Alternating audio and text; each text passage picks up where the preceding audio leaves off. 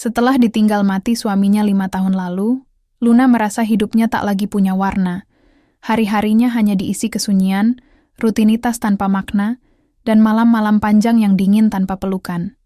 Di usia 35, ia mulai bertanya-tanya, apakah hidupnya akan terus seperti ini selamanya, sepi, kosong, dan tak punya arah? Ketika akhirnya ia membangun kos-kosan dari warisan mendiang suami demi mengisi kekosongan itu, Luna tidak pernah menyangka bahwa sebuah pertemuan dengan seorang anak muda bernama Arif akan mengguncang kembali dunia yang selama ini ia jaga rapat-rapat. Tapi jika cinta datang dari arah yang salah, haruskah ia menyambutnya atau membunuhnya sejak awal? Hai teman-teman, selamat datang di channel kita, tempat di mana cerita penuh emosi dan makna hidup selalu hadir untuk kamu. Jangan lupa klik tombol subscribe supaya kamu nggak ketinggalan cerita-cerita inspiratif berikutnya. Yuk, kita mulai ceritanya. Hujan mengguyur pelan sore itu. Tidak deras, tapi cukup membuat halaman rumah basah dan dedaunan gemetar seperti menggigil. Di sudut teras, Luna duduk diam, memeluk kedua lututnya, sambil memandangi langit yang muram.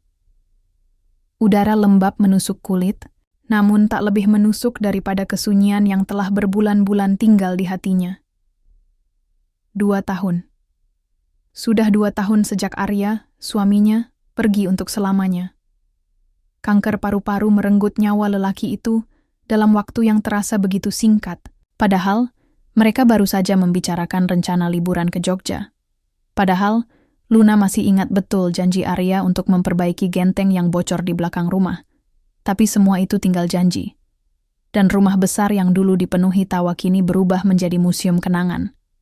Luna menghela napas. Tangannya mengusap ujung lengan sweater yang sudah mulai berbulu. Dia tidak terlalu peduli pada penampilan akhir-akhir ini. Untuk apa berdandan kalau tak ada yang memperhatikan? Untuk siapa tersenyum kalau hanya dinding yang menjadi lawan bicara? Ia berdiri perlahan dan berjalan masuk ke ruang tengah. Di sana, meja makan masih sama seperti 2 tahun lalu, berisi 4 kursi, meski hanya satu yang dipakai setiap hari. Di atas meja itu juga, album foto pernikahannya masih terbuka, seperti menolak untuk ditutup. Luna menarik napas panjang sebelum akhirnya memutuskan untuk membereskan semuanya. Album foto itu dimasukkan ke dalam laci. Foto-foto di dinding dicopot, satu persatu. Ia tak membuangnya, hanya menyimpannya di dalam kotak kayu yang disimpan di kamar belakang. Mungkin sudah waktunya berhenti hidup dalam masa lalu, pikirnya. Hari berikutnya, Luna menghabiskan waktu di kamar kerja Arya. Ruangan itu selama ini tak pernah disentuh, seolah menjadi ruang suci yang tak boleh diusik. Tapi kini, dia membuka pintunya. Bau kayu tua dan kertas usang langsung menyergap hidungnya. Ia menyeka meja kerja, merapikan berkas-berkas, hingga matanya tertuju pada satu map berwarna merah tua.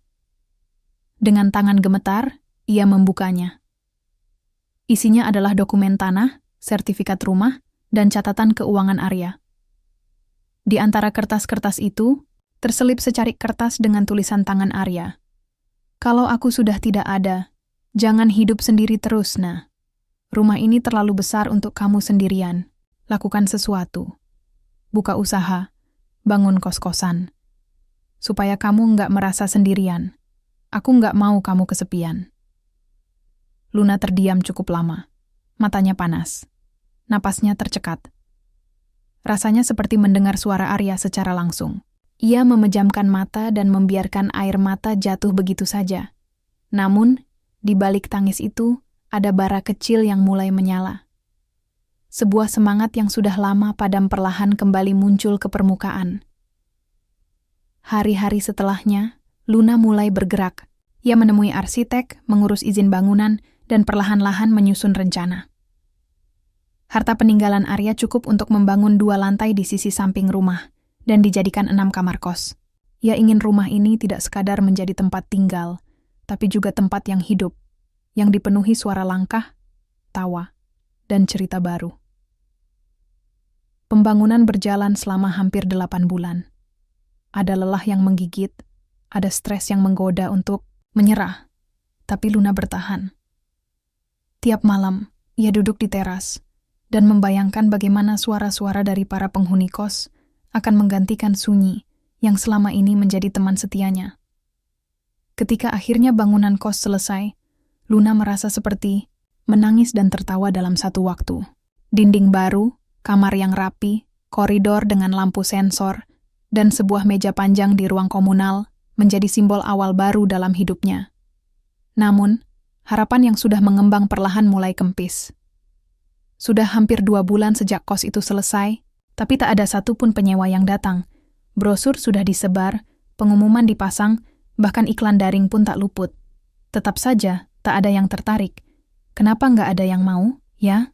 Gumam Luna suatu pagi, sambil menatap kosong ke arah kamar-kamar kosong yang sunyi. Ia mulai meragukan keputusannya. Apa ini memang ide bagus? Apa Arya hanya ingin memberinya pelarian semu? Hati Luna kembali digerogoti kesepian dan keraguan. Rumah yang kini lebih besar justru terasa lebih hampa. Setiap pagi, ia berjalan menyusuri lorong kamar-kamar kos, membuka satu persatu pintu yang belum pernah dihuni, membersihkan debu, menyalakan lampu, lalu mematikannya lagi. Seperti rutinitas, tanpa makna. Hanya suara langkah kakinya yang terdengar menggema. Namun, sore itu, ketika langit kembali kelabu dan angin mengibaskan dedaunan di halaman, bel pintu pagar berbunyi. Assalamualaikum. Suara lelaki muda memanggil. Luna yang sedang menyapu halaman sontak menoleh. Seorang pemuda dengan ransel besar berdiri kikuk di depan pagar, wajahnya lelah namun ramah. Waalaikumsalam, sahut Luna sambil mendekat. Saya lihat iklan kos-kosan ibu di internet, apa masih ada kamar kosong? Luna menatapnya sejenak. Dadanya berdebar tak jelas. Mungkin karena ini pertama kalinya setelah sekian lama seseorang datang membawa harapan. Atau mungkin karena di matanya, pemuda itu tampak seperti lembaran baru yang akan mengisi babak hidup yang kosong terlalu lama. Masih, jawab Luna akhirnya. Silakan masuk. Saya Luna. Pemuda itu tersenyum. Saya Arif, Bu. Dari Bandung. Kuliah di Universitas Jaka Sembung. Dan sejak saat itu, kesunyian, rumah itu mulai bergeser sedikit demi sedikit. Hari-hari berlalu lebih cepat sejak Arif resmi menghuni salah satu kamar di kos-kosan milik Luna. Meski hanya satu penghuni, kehadirannya sudah cukup membuat suasana berbeda.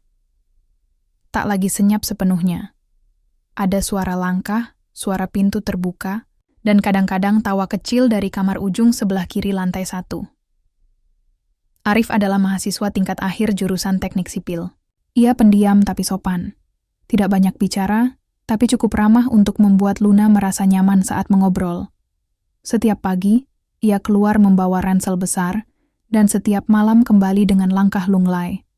Awalnya, Luna hanya sekadar menanyakan kabar atau memastikan kebutuhan kosnya cukup, tapi perlahan, ia mulai memperhatikan lebih banyak hal. Misalnya, Arif selalu pulang tanpa membawa makanan. Kadang hanya makan mie instan. Atau betapa bajunya yang digantung di jemuran hanya itu-itu saja. 3 kaos, 2 celana jeans, 1 jaket. Lusuh. Masih bisa bertahan, Arif? Tanya Luna suatu sore, saat melihat Arif duduk sendirian di ruang komunal. Arif mengangguk pelan. Masih, Bu. Alhamdulillah. Cuma belum ada teman kos lain, jadi agak sepi, ya. Luna tertawa kecil. Iya, ya. Ibu juga heran. Padahal tempatnya dekat kemana-mana. Mungkin belum rezeki, Bu. Balas Arif bijak. Jawaban itu membuat Luna tertegun. Betapa anak muda ini terlihat begitu tenang meski kehidupannya jauh dari nyaman. Ia ingat saat pertama kali Arif datang, wajahnya letih dan rambutnya berantakan. Tapi dia tak banyak menuntut, hanya meminta kamar yang cukup terang dan air yang lancar. Malam-malam berikutnya, Luna mulai sering membawa makanan ke ruang komunal. Alasannya klise, ia bilang terlalu banyak masak, tapi sebetulnya, ia hanya ingin memastikan Arif makan layak. Lagi nonton, Mas? Tanya Luna suatu malam sambil menaruh 2 piring nasi goreng di atas meja. Arif yang sedang duduk di depan laptop menoleh, wajahnya terkejut. Wah, ini buat saya juga? Iya, ibu masak kebanyakan. Sayang kalau dibuang, ucap Luna sambil duduk di seberangnya. Mereka makan dalam diam, hanya sesekali berbasa-basi soal cuaca atau kabar kampus. Tapi bagi Luna, Kebersamaan sekecil itu terasa seperti oase di tengah gurun panjang kesendirian. Waktu terus berjalan, dan tak terasa sudah 3 bulan Arif tinggal di sana.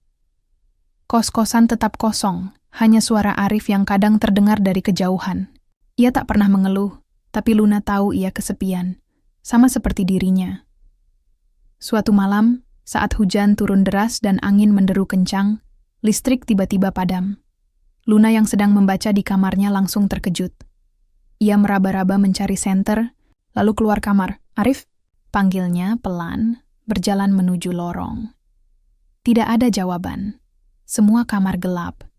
Ia menuruni tangga dan menyusuri lorong lantai 1. Samar-samar dari ujung, ia melihat seberkas cahaya dari celah pintu kamar Arif. Ia mendekat dan, entah karena panik atau cemas, membuka pintu yang ternyata tidak dikunci. "Arif." Belum sempat ia melanjutkan, matanya langsung bertemu dengan pandangan Arif yang baru saja bangun dari tempat tidur. Rambutnya awut-awutan. Ia hanya mengenakan kaos dan celana pendek. "Luna?" Arif terduduk kaget. "Ada apa?" Luna mematung di ambang pintu. Wajahnya merah padam. "Maaf, ibu kira kamu kenapa? Tadi mati lampu." Ibu panik. Arif mengusap wajahnya, lalu tersenyum lemah. "Saya nggak apa-apa, Bu, cuma tidur." Luna mengangguk, kaku. Tapi bukannya langsung pergi, ia tetap berdiri di sana, menatap ruangan sempit itu.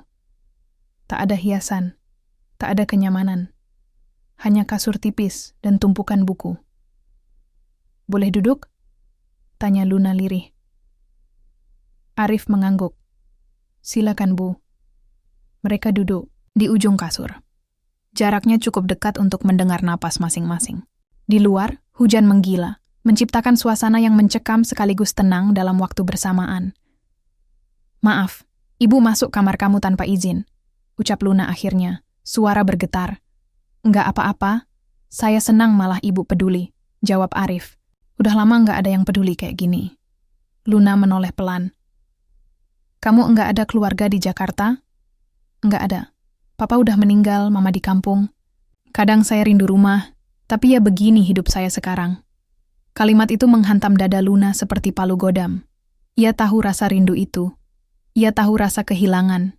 Ia tahu betapa sunyinya hidup saat malam datang, dan tak ada yang bisa diajak bicara. Entah dorongan dari mana, Luna meraih tangan Arif dan menggenggamnya pelan. Arif terkejut, tapi tidak menarik tangannya. Ia hanya menatap wajah Luna yang kini menunduk, berusaha menahan air mata. "Luna juga sendiri," katanya lirih. "Sudah terlalu lama sendiri, Henning." Hanya suara hujan yang menjadi latar. Tangan mereka tetap bertautan. Dan malam itu, untuk pertama kalinya sejak Arya meninggal, Luna merasa dirinya hidup kembali. Bukan sebagai janda yang meratapi kesedihan, tapi sebagai seorang perempuan yang masih bisa merasa, masih bisa bergetar, masih bisa dihangatkan oleh kehadiran seseorang. Malam-malam berikutnya, Luna tak lagi sekadar mengantar makanan. Ia mulai duduk lebih lama di kamar Arif. Kadang berbincang soal film, kadang hanya diam sambil memandangi langit malam dari jendela kecil kamar kos itu. Mereka mulai terbiasa dengan keberadaan satu sama lain. Dan tanpa disadari, sesuatu yang tak seharusnya mulai tumbuh di antara tembok-tembok sepi kos-kosan itu. Malam-malam bersama Arif makin sering terjadi. Awalnya hanya sebentar, mengantar makanan, ngobrol sebentar, lalu pulang. Namun perlahan, durasinya menjadi lebih panjang. Kadang Luna duduk bersandar di dinding kamar Arif, sambil mendengarkan musik dari laptop kecilnya. Kadang Arif membacakan skripsinya yang sedang ia kerjakan, dan Luna mendengarkan dengan penuh perhatian, seperti seorang ibu mendengar cerita anaknya. Tapi Luna tahu, dalam hatinya yang terdalam, perasaannya bukan perasaan seorang ibu. Ada getar, yang berbeda setiap kali Arif memandangnya sambil tersenyum. Ada desir yang tak bisa ia cegah saat bahu mereka tak sengaja bersentuhan. Ia tahu dirinya sedang berdiri di ujung jurang. Dan malam itu, batas-batas yang sebelumnya samar akhirnya runtuh. Hujan kembali turun, seperti malam ketika Luna pertama kali masuk ke kamar Arif. Tapi kali ini, suasananya berbeda.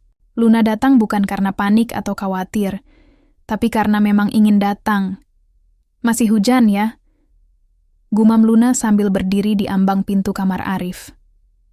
Arif menoleh dari tempat tidurnya. Ia tersenyum. Masuk aja, Bu.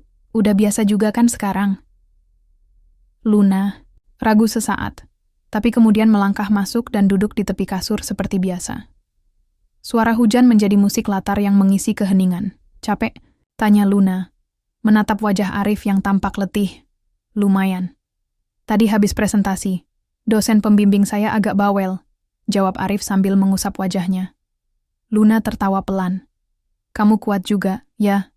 Hidup sendiri, jauh dari rumah, uang pas-pasan, tugas kampus menumpuk. Arif menghela napas panjang. Kadang kuat karena enggak ada pilihan lain, Bu. Kalau saya nyerah, ya selesai semuanya. Kalimat itu membuat dada Luna sesak. Ia teringat betapa dulu ia juga merasa seperti itu. Setelah Arya meninggal, ia tak punya pilihan selain bertahan. Hidup sendiri, berjuang sendiri.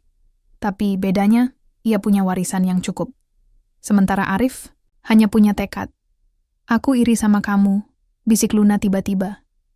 Arif menoleh, matanya menyiratkan tanya. Kenapa? Kamu masih muda. Kamu masih punya harapan, masih punya mimpi. Jawab Luna lirih. Aku sudah terlalu lama hidup tanpa arah. Arif diam. Lalu ia perlahan mendekat, duduk di sebelah Luna. Tapi Bu Luna masih cantik, masih kuat, masih punya banyak hal yang bisa dijalani. Luna tertawa hambar. Cantik? Di usia aku. Dunia udah enggak memandang aku kayak dulu. Tapi aku memandangnya, ujar Arif pelan. Ucapan itu menggantung di udara. Mata mereka saling bertemu. Dan dalam hitungan detik, semuanya menjadi terlalu sunyi. Terlalu dekat, terlalu menggoda, dan akhirnya Luna menutup jarak itu. Sebuah ciuman singkat terjadi. Canggung, ragu, tapi nyata. Setelah itu, hening kembali, menyelimuti mereka. Tapi tak seperti sebelumnya, keheningan kali ini terasa lain.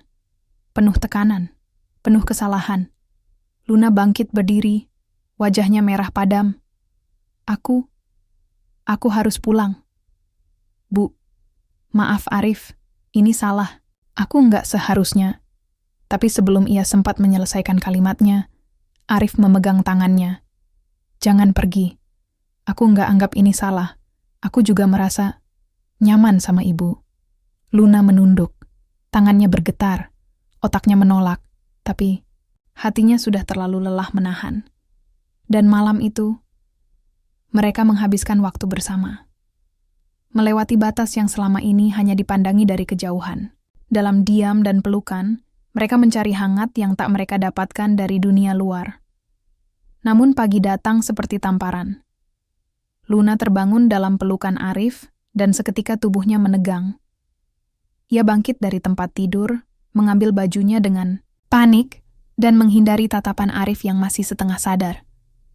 Aku harus pergi, ucap Luna cepat. Bu Luna, jangan panggil aku Bu sekarang, potong Luna. Tolong, kita lupakan malam ini. Arif hanya diam, matanya kosong. Luna berlari keluar kamar, menaiki tangga dengan jantung berdegup kencang. Sesampainya di kamarnya sendiri, ia mengunci pintu dan duduk di lantai, tubuhnya gemetar. Ia menangis dalam diam, menyesali semuanya. Rasa bersalah, malu, dan takut membanjiri dirinya sekaligus. Ia tahu, hubungan itu tidak benar. Ia tahu, Arif terlalu muda untuk terlibat dalam luka hidupnya. Tapi ia juga tahu, malam itu bukan hanya sekadar kelemahan. Malam itu adalah jeritan. Hatinya yang tak didengar siapa-siapa selama bertahun-tahun. Hari-hari berikutnya, Luna berusaha menghindari Arif. Ia tak lagi turun ke ruang komunal, tak lagi membawa makanan, tak lagi mengetuk pintu kamar Arif seperti biasa. Tapi Arif tetap ada di sana, tetap pulang, tetap lewat di hadapan kamarnya. Dan setiap kali itu terjadi, hati Luna bergetar. Suatu malam, Arif memberanikan diri naik ke lantai 2 dan berdiri di depan pintu kamar Luna. Ia mengetuk pelan. Bu Luna, kita bisa bicara. Luna mendekat ke pintu, tapi tidak membukanya. Enggak ada yang perlu dibicarakan. Ada. Bu Luna harus tahu saya enggak main-main. Luna menahan napas. Ia bersandar di pintu, menatap kosong ke lantai. Kamu masih muda, Arif. Kamu akan lulus, akan kerja, akan nikah, akan punya hidup yang panjang. Jangan buang waktumu di hidup orang yang sudah berantakan kayak aku. Tapi saya sayang sama ibu. Kalimat itu menghantam dada Luna. Ia menggigit bibirnya kuat-kuat, menahan tangis. Lupakan semua ini, Arif. Demi kebaikan kita berdua, ucapnya lirih. Tak ada jawaban. Setelah beberapa detik, suara langkah Arif perlahan menjauh dan akhirnya menghilang. Luna berdiri di sana, tubuhnya gemetar. Ia tahu apa yang ia ucapkan benar. Tapi mengapa hatinya seperti dicabik-cabik? Di kamar bawah, Arif duduk di kasurnya, menatap langit-langit. Dan untuk pertama kalinya sejak ia tinggal di kos itu, air matanya menetes. Luna duduk di kursi rotan balkon lantai 2, menatap langit senja yang memudar perlahan. Angin sore membelai wajahnya, membawa aroma tanah yang basah setelah hujan siang tadi. Tapi tak ada yang bisa menenangkan hatinya. Hari-hari setelah malam, itu berjalan seperti bayangan, hampa, sunyi, dan penuh penyesalan. Ia masih mengurus kos-kosan, menyapu halaman, membersihkan tangga, mengganti galon air di dapur bersama. Tapi semuanya seperti robotik. Tubuhnya bergerak, tapi jiwanya entah di mana. Sesekali ia mencuri pandang ke arah pintu kamar Arif, tapi segera berpaling saat ingat apa yang telah mereka lakukan. Sudah lebih dari seminggu sejak ia mengusir Arif dengan kata-kata yang dingin. Sejak itu, tak ada lagi ketukan pintu, tak ada lagi pesan WhatsApp, bahkan senyuman pun menghilang dari wajah Arif setiap kali mereka berpapasan. Luna tahu, Arif sedang menjaga jarak. Mungkin demi menghormati dirinya, atau mungkin karena sakit hati. Apapun alasannya, jarak itu justru semakin menyiksa. Di malam ke-9 sejak semuanya berubah, Luna terbangun dengan napas terengah-engah. Ia bermimpi. Mimpi tentang Arya, mendiang suaminya. Dalam mimpinya, Arya duduk di bangku panjang rumah lama mereka, tersenyum seperti dulu. Tapi kali ini, senyumnya berbeda. Penuh kesedihan. Aku bukan marah kamu mencoba mencintai lagi, ucap Arya dalam mimpi itu. Tapi aku sedih. Kamu masih belum memaafkan dirimu sendiri. Luna terbangun dengan air mata mengalir deras. Ia memeluk bantal, meringkuk seperti anak kecil. Dan malam itu, ia memutuskan untuk melakukan sesuatu. Pagi harinya, Luna mengetuk pintu kamar Arif. Tangannya gemetar, tapi ia tak mundur. Ketukan ketiga baru dijawab. Arif membuka pintu. Wajahnya datar, rambutnya acak-acakan, kaosnya kusut, dan matanya sembab. Ia tampak tak tidur dengan baik selama beberapa hari. "Boleh ngobrol sebentar?" tanya Luna. Suaranya nyaris berbisik. Arif menoleh sebentar ke dalam, lalu mengangguk pelan. "Masuk aja, Bu." Luna masuk dan duduk di kursi plastik dekat jendela. Arif duduk di ranjang, menjaga jarak. Hening merambat panjang, sebelum akhirnya Luna membuka suara. "Aku minta maaf," katanya pelan. "Untuk semuanya. Untuk datang ke kamarmu malam itu. Untuk mencium kamu. Untuk bertahan terlalu lama. Dan untuk pergi begitu saja." Arif menatap Luna, matanya berkaca. "Saya juga salah, Bu. Harusnya saya tahu batas." "Jangan panggil aku Bu sekarang," ucap Luna dengan senyum getir. Mereka tertawa kecil, meski lemah. Luna melanjutkan, "Arif, aku nggak tahu apa ini cinta, atau hanya pelarian. Tapi satu yang aku tahu, kamu adalah cahaya di hari-hari paling gelapku. Dan mungkin aku terlalu egois, karena membiarkanmu terlibat." "Saya enggak nyesel, Bu."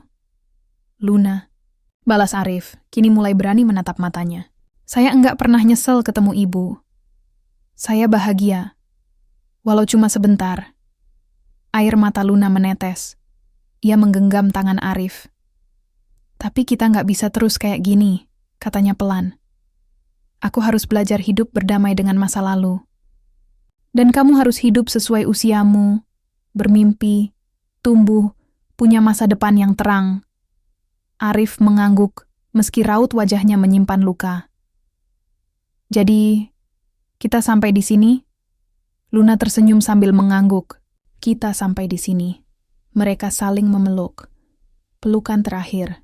Tak ada gairah. Tak ada keinginan. Hanya rasa terima kasih dan perpisahan. Seminggu setelah percakapan itu, Arif pamit ia dapat tawaran kerja magang di sebuah perusahaan media di Jakarta Selatan. Tawaran itu sebenarnya sudah ia kantongi sejak 2 minggu lalu, tapi baru sekarang ia merasa siap menerimanya. Luna mengantar Arif sampai ke gerbang depan kos. "Kamu yakin semua barang udah dibawa?" tanya Luna, menahan air mata. Arif tersenyum. "Yakin. Cuma 2 koper dan 1 kenangan." Luna tertawa dalam tangis. "Jaga diri, ya. Kamu juga, Bu." Luna," kata Arif ragu. Mereka berjabat tangan. Lalu Arif melangkah, pelan tapi pasti. Meninggalkan kos-kosan kecil di ujung gang itu, meninggalkan kisah yang terlalu dewasa untuk usianya. Luna berdiri cukup lama di depan pagar, melihat punggung Arif semakin mengecil, hingga akhirnya menghilang di tikungan. Dan saat itulah, ia merasa hening yang sesungguhnya. Bulan-bulan berlalu, kos-kosan mulai terisi penuh. Mahasiswa lain mulai tinggal di sana. Suara tawa, langkah kaki, dan aroma mie instan di malam hari kembali memenuhi rumah itu. Luna juga mulai berubah. Ia mengikuti kelas yoga, aktif di komunitas janda mandiri, dan membuka usaha kecil menjual makanan beku. Hidupnya perlahan terisi lagi, bukan oleh cinta, tapi oleh rasa cukup dan damai. Sesekali, ia membuka Instagram dan melihat Arif memposting fotonya dengan seragam magang. Senyum itu masih sama. Tapi kini bukan miliknya lagi. Suatu malam, saat membersihkan rak buku, Luna menemukan catatan kecil terselip di antara tumpukan mapdot tulisan tangan Arif. "Terima kasih sudah menjadi rumah di kota asing, pelukan di malam sepi, dan alasan untuk terus berjuang. Aku akan baik-baik saja. Dan kamu juga harus." Luna tersenyum. Ia merobek catatan itu jadi 2, lalu membuangnya ke tempat sampah. Bukan karena ingin melupakan, tapi karena ia sudah memaafkan dirinya sendiri. Dan di malam yang tenang itu, untuk pertama kalinya dalam waktu yang sangat lama, Luna menyalakan lilin aromaterapi di kamarnya, menarik napas panjang, dan tidur dengan damai.